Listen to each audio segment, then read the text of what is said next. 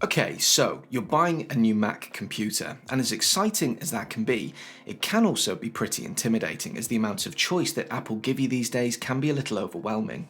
Do you go laptop or desktop? Intel or Apple Silicon? M1, M1 Pro or M1 Max?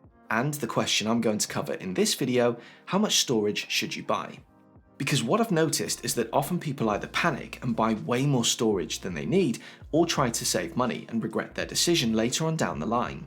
Because with Macs, you can customize your purchase to give you pretty much exactly what you want, but at a price. And that price is, well, expensive.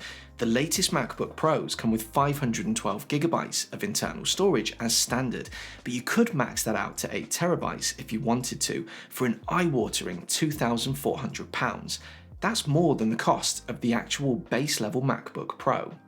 Because don't forget, Macs aren't user upgradable, especially not the new M1 models. Once you've made your choice, that's it, you're stuck with what you've bought, so getting it right is important. So in this video, I'm going to discuss 7 questions that I think you should ask yourself before buying to ensure that you purchase the right amount of internal storage for you and your needs. Now just quickly, before we get into this, one question I've not included is what's your budget? And that's not because I don't think it's an important question, quite the opposite actually. Whatever I talk about in this video, you must make a decision that suits you and your personal budget no matter what, so please do keep that in mind. Also, my general advice when it comes to budget is to try and buy the next amount up from what you think you would be comfortable with if your budget allows for it. Oh, and also, I believe that most, if not all Macs now come with 256GB of internal storage as a minimum, but just in case, I'm generally going to advise you to disregard any 128GB option. Even iPhones are typically coming with at least that much space nowadays, and it's really not a great amount of storage to future-proof your device. 256GB and up is the way to go. Okay, let's get into it. The most obvious starting point, I think, is to define how much storage you currently use, because chances are, unless you plan on radically changing how you use your computer in the near future, your current usage is going to give you a good idea of your future usage.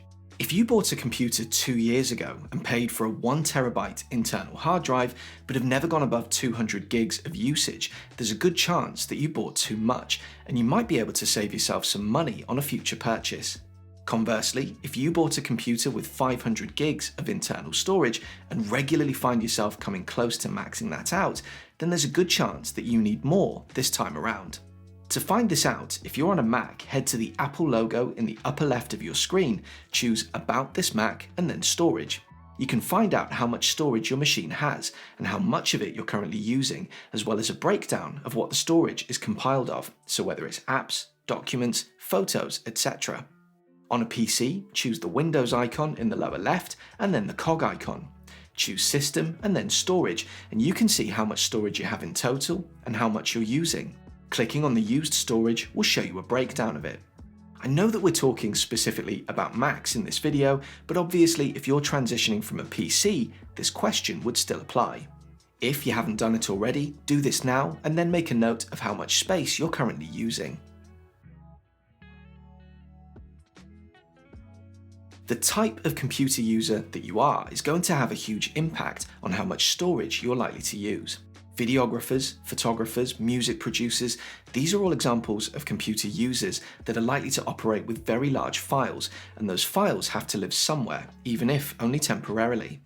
For example, Final Cut Pro, even though it's optimized for Mac usage, still creates enormous libraries and can easily create libraries of 100GB or more for a basic 4K project. If, on the other hand, you mainly use your computer for more generic things like browsing the web, replying to emails, perhaps some office tasks on Word, PowerPoint, Excel, then you're likely dealing with significantly smaller file sizes and applications overall. You therefore only really need to worry about how many applications you're likely to install, and I'd say that in most circumstances like this, you should be able to comfortably get away with a 256GB internal drive, or whatever the base level is for the computer that you're considering. Love it or hate it, cloud storage is a vital part of computing nowadays, and making use of a good cloud storage service can really come in handy when it comes to cutting back on hard drive space. Services like iCloud are able to intelligently store your documents in the cloud, only downloading them to your computer when you need them, and therefore reducing the amount of clutter on your computer. And it isn't just iCloud, of course, there are lots of other cloud storage options out there that might be more suitable to you and your needs, but they all work in a pretty similar fashion. Clearly, cloud storage is reliant on you having access to the internet, so if you're often without, or if your internet is particularly slow, then relying on cloud storage might not be an option for you. But if you can, cloud storage can really aid with keeping the clutter off of your computer. And for those who are against cloud storage, that's fair enough, but do keep in mind, storing everything locally without backing it up is a massive risk to your data, so do ensure that you have a backup system in place. One option that you have when looking at your computer usage that you don't really have with your phone, for example, is the opportunity to make use of external drives. And if you've not bought an external drive for a little while, you might be surprised at just how many options you have available, how physically small they are, how fast they are, and how much space you can add to your computer for a lot less than Apple will charge you. If you're choosing an external drive, you've essentially got two main options to choose from: optical or SSD. Optical is the more old school variety. It's a disk drive and is best kept for backing up data, as they're not quite as portable or as reliable as SSDs, although they are generally pretty low cost. SSDs are more expensive, but they're very fast, and as you can see when I compared this with my iPhone, they're absolutely tiny, so dead easy to carry around. These SanDisk ones even come with a clip, so you can attach them to things like your bag. Now, you can still spend a lot of money on external storage. For example, the fastest SanDisk in a 4TB configuration costs £560 as I'm making this video, which is a lot of money. But adding a 4TB internal SSD when ordering one of the new MacBook Pros from Apple's website costs £1,200. That's more than twice the cost. Yes, it would be nice to have all that space internally and not have to carry something like this around with you, but is it worth that kind of money to you just to avoid having to carry a small SSD with you? So yeah, external storage, definitely a way to cut down on the amount of expensive internal space that you need to buy. This is kind of a follow-up from the previous question, because one additional thing that you do need to consider when thinking about an external drive is the number of available ports you have on your Mac, especially because Apple are being a little bit stingy with them in some instances, notably the M1 range of Macs. The reason why this is important is because you might need those ports for other things like connecting an external display, or an audio interface, or other peripherals, and unless you plan on using a dock, you can pretty quickly run out of available ports for connecting external drives.